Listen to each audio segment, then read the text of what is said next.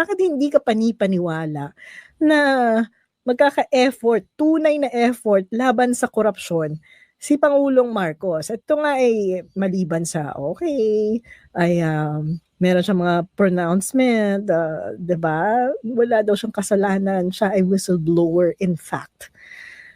Kaya naman hindi tayo naniniwala ay syempre, nandiyan pa rin yung ill-gotten wealth issues ng pamilya niya, yung tax utang niya na 203 billion pesos na hindi pa nila binabayaran hanggang ngayon.